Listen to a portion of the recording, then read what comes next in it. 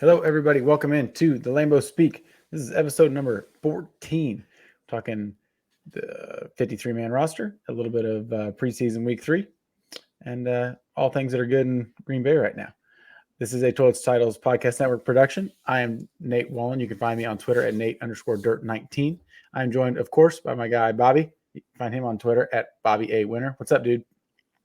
Good. I mean, we had some pretty surprising news come out on Twitter today with the whole Jonathan Taylor thing. That was extremely unexpected. Yeah. I was at work and I saw my phone ding and I looked and I was like, what? That's not real. That's not real. I had to double check that it was the real Adam Schefter and not like one of those Schefter burner accounts. You know what I mean? Like, I was like, wait, really? You know, like I'm thinking to myself, I'm like, this is supposed to be the strength of the team. And now all of a sudden they're looking at Jonathan Taylor, which, you know, we were talking about earlier today. I texted you. I literally like took a picture of the tweet and texted it to you. And you're like, I don't understand this. And I was like, the only thing I could think of is that they have no future plans for both of our running backs, or at least just AJ Dillon, you know? And I've said it a couple of episodes ago, like AJ Dillon's a solid running back. But who would you rather have as your RB1 next year, Jonathan Taylor or AJ Dillon? For me, it's Jonathan Taylor if money was no issue. You know what I mean? Yeah. But money is definitely going to be an issue. That's how we got here in the first place. Yeah, I don't know. You know, and then we were talking too. He's been great when he's on the field. But, you know, he had the one great year we ran for like 1,800 yards. You know, was one of the best players in the NFL. And then that was it. I mean, it wasn't. And I'm not saying, you know, I think he's phenomenal. Yeah. But the amount of money, it's just so much. And that would be very hard. Yeah, I guess it just depends on what his number is. You know, I mean, if he's looking for like 17 million a year to be higher than Christian McCaffrey, it's like, yeah, no thanks. But, you know, the Packers remain competitive while paying Aaron Jones. And honestly, the more I think about it, the more I think that Aaron Jones is going to continue to be a part of this team. You know, obviously depending on how this season goes, but could you imagine Jonathan Taylor in a committee where he's not taking such a beating, you know, getting the ball 25, 30 times a game, and it was him and Aaron Jones next year? Like that would be unbelievable, you know? Yeah. And plus also think about him behind our offensive line as opposed to that makeshift offensive line that they had last year. You know, it was supposed to be so good and was so bad. It was so bad. Yeah. I don't know. The idea, as soon as I saw it, I got really excited. But then, you know, the more I thought about it, it kind of brought me back down to earth. And I was like, yeah, this is extremely unlikely. Probably not going to happen, but still interesting. I'd like to know whether or not it'll come out what they want, you know, because, and it seems like I was listening to Chris Ballard today and on NFL Network or whatever when I was driving home, and he was saying, you know, that relationships are mendable, and he wants. To me, I don't think they ever wanted to get rid of him. You know, it was more like hey, go see. You know what? If you want to do this, go ahead, and then you'll see. Like, it's not that we don't think you're phenomenal, but nobody's going to pay you $17-18 million a year. Like that just doesn't happen right now. I'm sorry, and you know, they said they wanted Jalen Waddle plus some other stuff from the Dolphins. I was just going to bring that up. What they want from the Packers. You know what I mean? Like we don't have, I mean, I love Christian Watson, but he's not Jalen Waddle.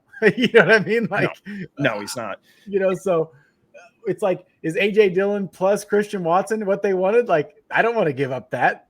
Absolutely not. I mean, AJ Dillon in a late round pick, maybe, you know what I mean? Because obviously they would need a running back in return, or maybe they don't. Maybe they feel confident in some of the guys that they have underneath them or whatever. But you would think that AJ Dillon probably would have been part of the package, because I mean, they probably wanted Emmanuel Wilson after that stellar preseason. You know, he's on the 53-man roster. Right. Actually, that leads us into the next thing we were going to talk about. I mean, Emmanuel Wilson made the 53-man roster. I mean, he played well enough as a runner, but also like in that third preseason game, he had a couple of like key blocks. Like I saw that one clip on Twitter that was floating around where he had that like insane pass protection set. Oh, it was beautiful. Like that set alone probably got him on the roster. Oh, probably did. And I love a good Division II kid getting a shot, you know? Right.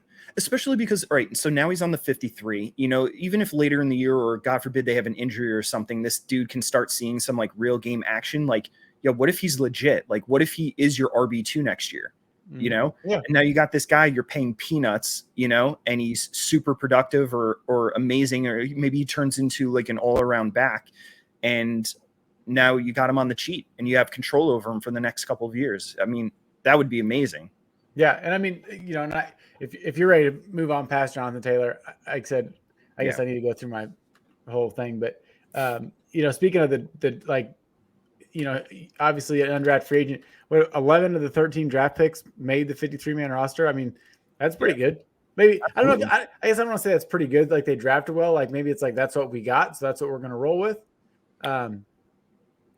But you know, it's something to look at, I suppose. Right. And, you know, like Gutekunst in his interview today didn't say, or he said that they weren't intentionally looking to go young. They were just looking to go athletic and fast. But I mean, if you look at the last two drafts, like you said, 11 of the 13 this year and 11 of 11 from last year, you know? Yeah. So I've said it before. I thought he like really had a good draft last year, and clearly he thinks so too, because he's keeping all of his players. But one I was actually surprised that he didn't keep was Grant Dubose.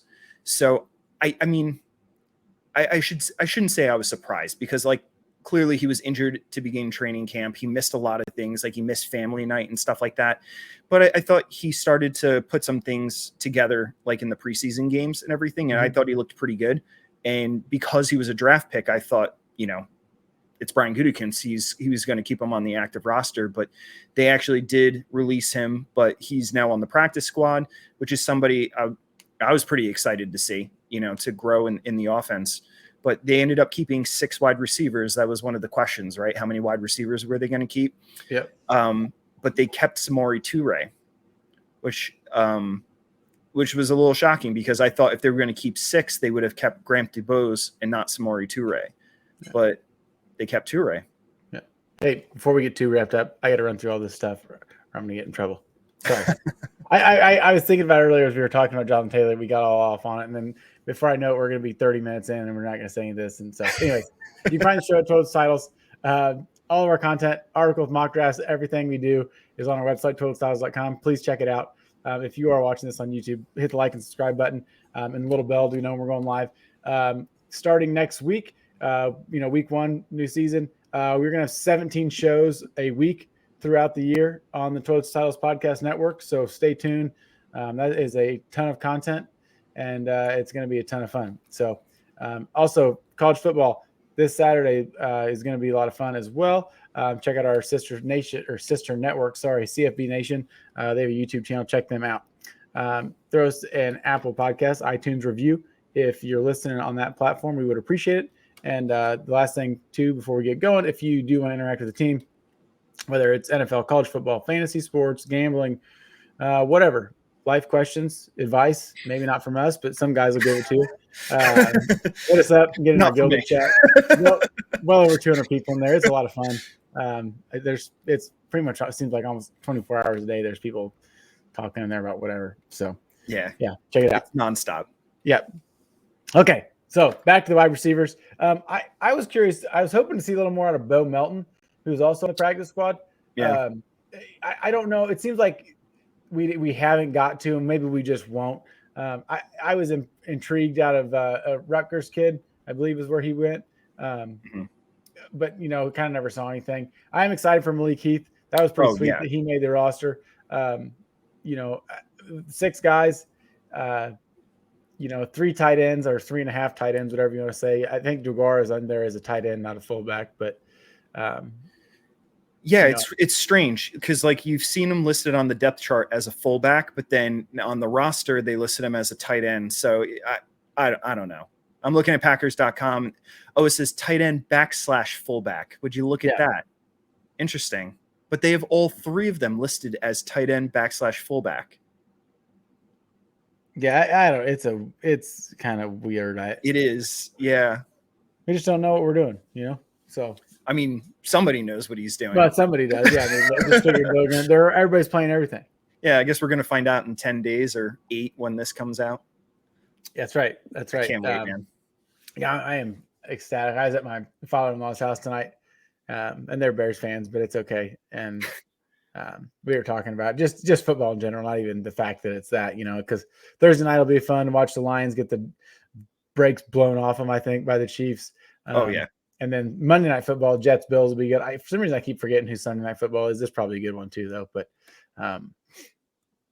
these first few weeks before the bye weeks kick in just seem like it's just so great. And I can't believe it's like finally here. Right. It seems like it wasn't that long ago that it was nothing. True story. Yeah, it's like once the Super Bowl happens, you're like, oh man, there's no football for like 6 months. Like, what are we gonna do? Yeah. But as you get older and older, time just seems to start flying by, and all of a sudden the season's here, and then we get to talk a lot of shit to Bears fans for like an entire week. Yeah. They're talking about the roster itself. When I looked at it, there were things that didn't really surprise you. But the running back Emmanuel Wilson, and I think he played well, like you said, that block. But Patrick Taylor's, I don't know. I just thought it'd be him. I'm glad he's on the practice squad. The offensive linemen, 11 offensive linemen to me is wild. That's so many. Yeah. So I'm thinking the only reason that they kept that many is because of. So actually, it's probably a couple of reasons. One, David Bakhtiari with this whole like practice schedule thing, like maybe they're not like super confident that he'll remain healthy for an entire season. Yeah. And with the emergence of Rasheed Walker, they probably feel pretty good about that, but they need the depth there. They also probably thought that if they took any of these guys and threw them on the practice squad, that they were going to get poached. So most likely, I think so. Yeah, I think like we talked about it maybe I think 2 weeks ago. The initial 53 isn't necessarily the 53 best players or the 53 players that you're going to want to bring into week one. Sometimes it's about protecting players and not losing players by putting them on the practice squad or initially, So I think that might have played into it as well. What do you think? I think so. I think you have to. And especially with, not trying to skip over the offensive line, but, only keeping 4 cornerbacks and 5 safeties, and granted Eric Stokes is on the PUP list. But right. I think that was part of it too. It's like how the Patriots, they only had 1 quarterback for a day and then they bring the guys back. There's like intricacies to it that I don't understand. And I don't think I ever will, unless like I'm sitting there with Gutekunst and he's telling me like why this is how it works. Right. Like there's a lot of things you just like, it's so weird how, like the chess game that they're playing where they're like, well, if we put these guys here, we know, it's like, who's to say that, like, let's say it's Samori Toure and Grant DuBose, like that we know they're going to take Samori Toure, but nobody's going to try to get Grant DuBose. How do they know? Like, is there people talking all the time? Obviously there is, but to me, that's what's weird about it. I agree. It's not just the Packers. I mean, every single team, there's so many, like, it's obviously constant moving parts, but there's just something about it that's wild to me, that just how it all works. It's fascinating. Yeah. Take a look at the long snapper thing. It seems like almost every team in the league releases their long snappers and then signs them back the next day. And they kind of just like all agreed that like, this is just a thing that all teams do to like, because what it is to like put players onto your injured reserve. They have to be on the 53-man roster for a day. So some of these players that you're going to put on injured reserve, like you put them on the active roster, you put them on injured reserve, and then you sign your long snapper back onto the team. And it's like, okay, you're not super concerned about losing your long snapper, and like every other team is also doing it. So it's just like, it's fine. It's really strange. So next week when the Bears do that, we should take their long snapper. And then you know what? Could you imagine? That'd be a new ball game. Just start taking everybody's long snapper when they do that to the guy every week, and then they wouldn't have him. But the problem is you have to sign them to your active. So I don't want to have like 7 long snappers on the active roster. We'll just have 2 of them, then we'll just drop them after that week, Right? That'd be insane. It'd just be funny to do that because that's a vital role on the field. I don't care what anybody says. Yeah. Going back to the corner thing, you had said, it's kind of weird only having 4, even though we technically have 5, but Eric Stokes is coming back after he gets off PUP in 4 weeks. I think that the whole point of this offseason of like the whole defensive like change in the defensive philosophy was they're going to try to live more in base in nickel. So you don't have to worry about having like 4 corners on the field at the same time. Like, I don't think they're going to be playing too much dime. So having 3 corners on there and then having somebody waiting, or just taking snaps so somebody can have a break, or God forbid somebody gets injured. I think that they'll be all right for 4 weeks, barring somebody has like a catastrophic injury. And then I think that Darnell Savage could come up and play like a nickel corner role if he had to. For sure. And he's done it before. So I think that helps, with 5 safeties. I assume that my guess would be that when Stokes came back that we'd have 5 cornerbacks and 5 safeties. I don't think, and drop an offensive lineman. Yeah. I mean that, or a defensive lineman, because not that there's 6 of them and they rotate them in quite a bit. So maybe they just keep them. And I'm kind of happy with the guys they kept, but I'm not sure. The one thing, did they, like I said, I didn't get to watch the game the other day because I was driving to my nephew's birthday party. So I was listening to it on the radio. Mm-hmm. Did Sean Ryan played center, didn't he? Yeah. So they're still experimenting around with the offensive line. I feel like I'm more confused about what the starting 5 is now than we were when we had Andy Herman on, during week 1. So that's got to be one of the many things I'm very excited to see about going into week 1 is what's that starting 5 going to look like? Who's going to be playing where? And then obviously, what this offense is going to look like. There's been a lot of hype about Jordan Love. He played pretty well in the preseason. He didn't throw an interception. I was watching a film breakdown from Kurt Warner saying all the things that he liked to see. It just seems like all the process stuff like he has down, Kurt Warner is picking apart some of these plays in the 2nd and 3rd preseason game. And he wasn't necessarily talking about the throws. He was more focused on the decision-making and how he was analyzing defenses. And he came away super impressed. He was he basically would before the play started, went into the concept of what the play was going to look like, and then explained what Jordan Love was seeing on these things and why he wasn't throwing to certain players and stuff.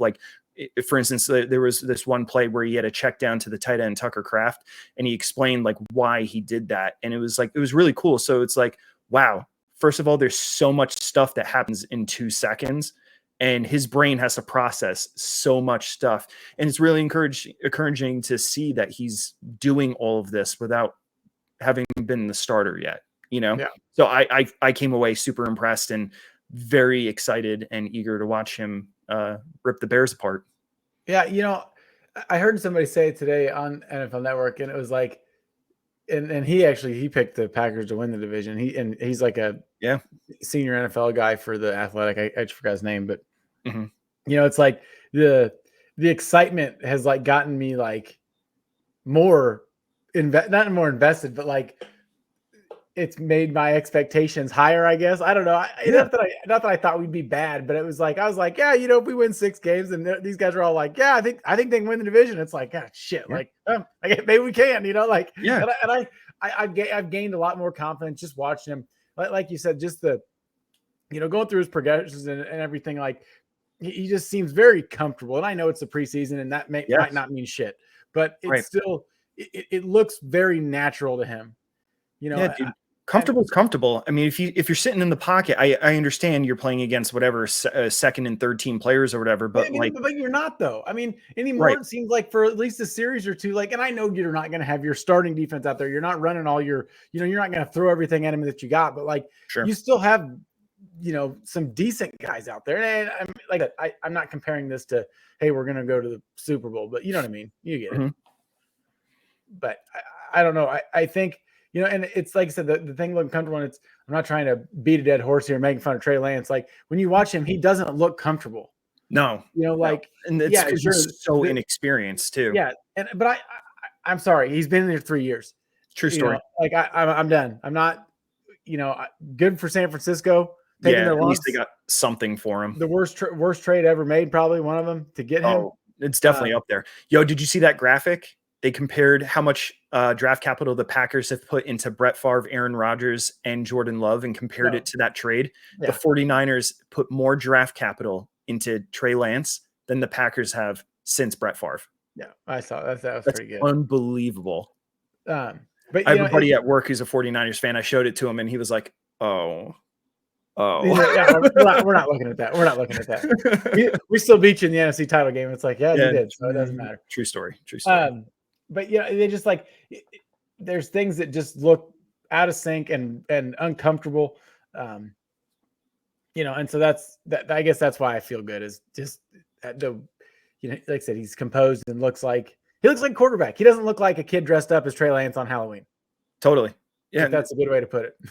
Yeah, man. Like he looks confident out there. Yeah. So that's the part that's like super reassuring to me. You know what I mean? Like he's not going to buckle because like all these defensive coordinators are going to be like, oh, first year starter, let's just throw the house at him. They're going to be blitzing him like crazy and try to make him uncomfortable. But it doesn't look like he is uncomfortable. Like I hate to use the term, but the California cool thing, like I think he's got it, man. Like that's what I saw over the last 3 weeks, Yeah. He looked comfortable. Yeah.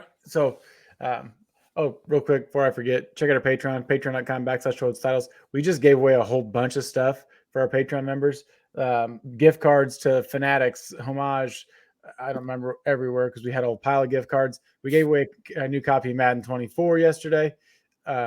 Sorry, that's going to sound funny because it's Thursday. It doesn't matter. So whatever. But please check out our Patreon. Like $1.50 a month gets you into that. To a bunch of stuff. We're getting ready to, I guess it won't be till week 2, obviously, but waiver wire episode just for the Patreons. If you are a fantasy football guy or a girl, check it out. It is fun. We record it every week with certain people. I myself and Joe Clark from the New York Giants show, among others, will be doing wide receivers. We're very disappointed. Corey Davis was our guy that we just say he stinks because he's miserable. Now he's retired, so we don't even make fun of him anymore. So I have to find somebody new, I guess. But yeah, you lost your punching bag. Yeah, we did. So, please, we'd love the support and the ones that do support us. Thank you so very much. So, moving on to, I guess, a little preview of the game. Not really a preview. I guess a couple things. Oh, I can't say that yet. We released Pat O'Donnell. That blew my mind. Like you said to me earlier, apparently that was like normal. We knew that was I didn't know that was going to happen. I didn't know it was going to happen either. I went on Twitter because I was like, I thought everybody was going to be losing their minds, and everybody was like, no, that makes sense. But again, we're not there. If this guy is punting just as good as this dude, and obviously he costs significantly less, and even with Brian Gutekunst saying like they weren't going to go young, and it's like, well, you say one thing, but you're doing a whole bunch of other things. Actions speak louder than words, and it's like. We have one of the youngest rosters, if not the youngest roster in the NFL. We have 3 players. Oh, excuse me. Now 3 players 30 or older. When last year we had like a bunch, Shout out to Durs, by the way, for that 57-yarder in the preseason. We're not going to talk about him missing the extra point. I don't care about that. Yeah, he flip-flops from Anders to Durs a lot. Yeah, I have a feeling like I'm going to have multiple heart attacks this season. So. Yeah. But, somebody had said, and it made a lot of sense to me. It's like, we give so much of a leash to rookies. They're allowed to make mistakes and they're allowed to go experience growing pains. But it's like, why can't a rookie kicker also have that? Yeah. And that's fair. It just sucks because like they're the one and only player that does that, and they score points or they don't with every time they're on the field, except for kickoffs. But it just seems that like sometimes games literally come down to kicks, and it's like, how confident are you that he's going to pull it off? I would hate to lose a game by 1 point because he didn't make an extra point, Yeah. But it felt like there was, it was time, love Mace Crosby, but, and the punter thing with Daniel Whalen, or that's his name, right? Yeah. Yeah. Big leg, which is exciting. I hope it makes me nervous. Like, I think J.K. Scott and Corey Bojorquez were the same. They had huge legs, and literally, like I said on like would outkick their coverage, like hit those bombs, and then we couldn't cover it.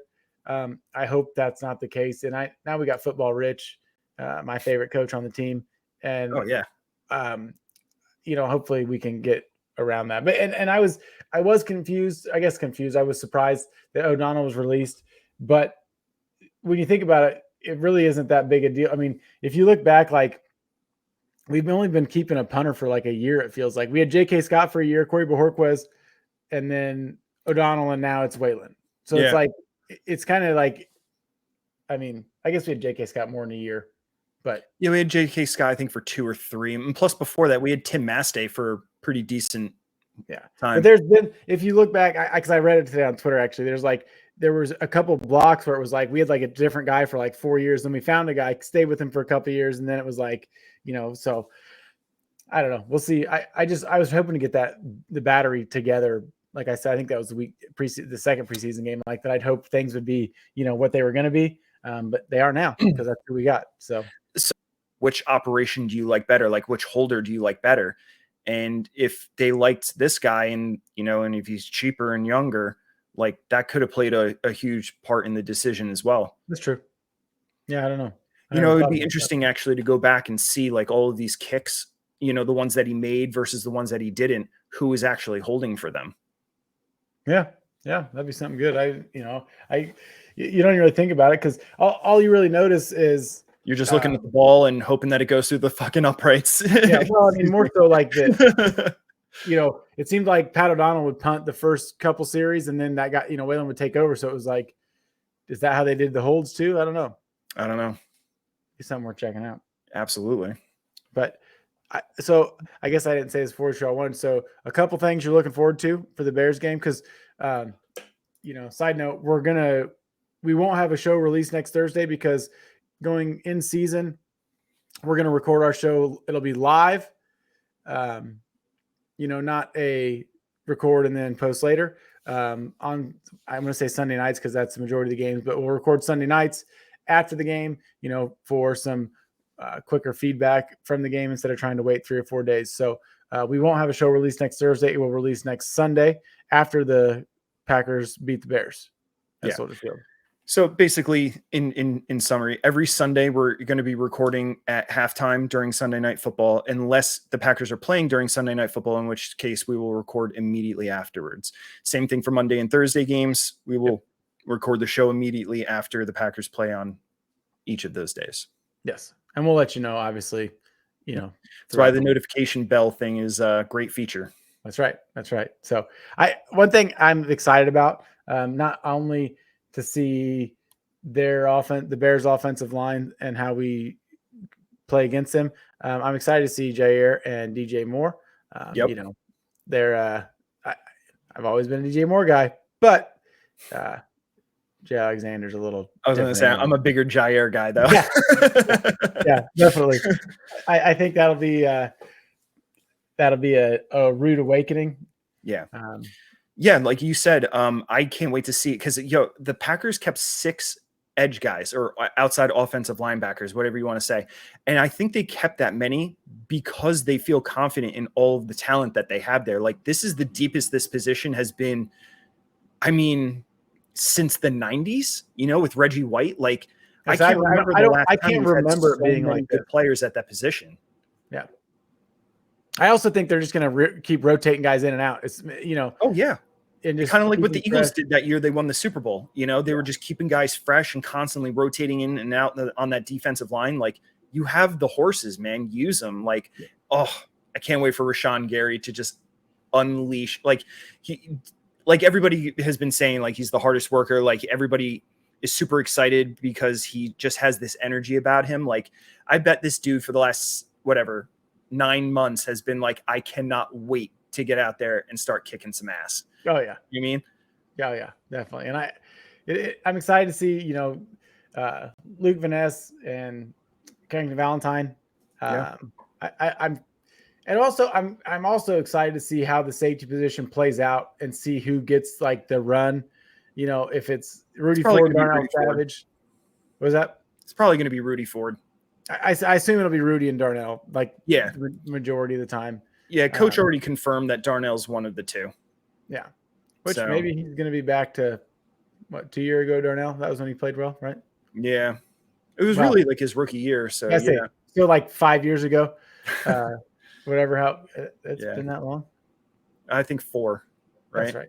Yeah, because they didn't pick up his 5th-year option.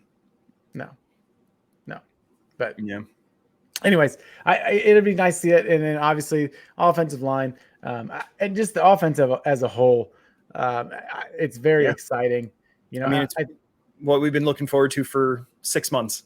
Yeah. I don't think that we'll just see. We'll see what the Bears obviously spent a lot of money. They got some really, really good players. They've got a couple of great linebackers. I don't know if their pass rush will be what I'm not gonna say like what they hope it would be. I just, they got great linebackers, Tremaine Edmonds, and I'm gonna blank on the Eagles guy they got, who's another stud. And they got some good pieces on the outside too. So it's gonna be fun. It's football. It's back. We'll see if we still own them, I guess, right? Yeah, we get to see if Justin Fields is actually an MVP candidate or not. Well, he is. They got the gold jackets already hanging up. True story. So, yeah, they're already renaming the field Justin Fields Field. That's right. Out in Arlington Park, Justin Fields Field. Exactly. Hell yeah. Yeah, honestly, I'm expecting kind of a low-scoring game because you know how like in the beginning of the year, like offenses are usually kind of behind the defenses, and by like week 2, 3, 4, offenses kind of like work out all the kinks and start scoring more points. Like, I imagine it's probably going to be a pretty low-scoring game. So, yeah, I think there may be maybe a few offensive hiccups for both teams. I hope not, but I feel like some missteps here and there. Maybe not. We'll see. We'll see if LaFleur, I didn't say it, has them ready to go.